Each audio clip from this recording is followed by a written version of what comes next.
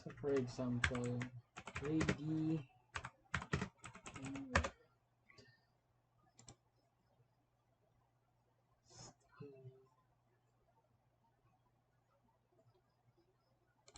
Status.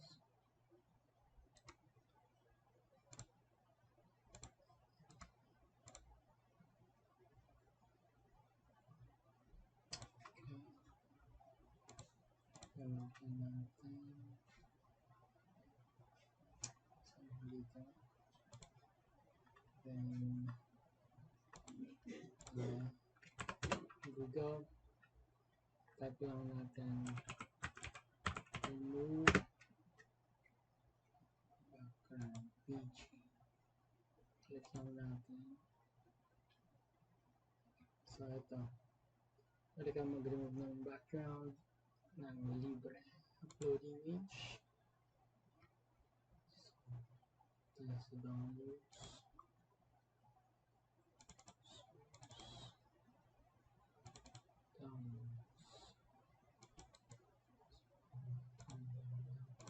So dito, okay lang. So ayan, automatic na siya. So meron tayong option download or download HD. Ito tayo. Click natin. So dito na. So transparent na siya. Yung file niya is PNG. Okay, ganun lang. How about this one? Try natin ito. Balik lang natin. Load again. So,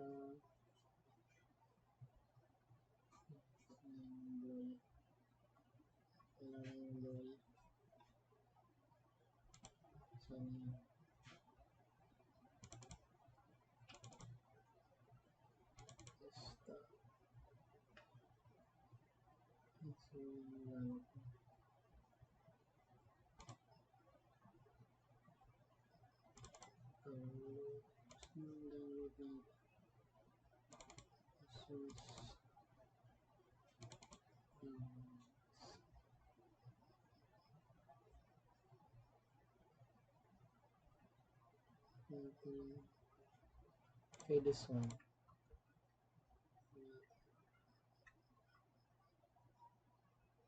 Okay, so pag may ganyan ng gray and white, so yung process na siya. Okay, ganyan siya.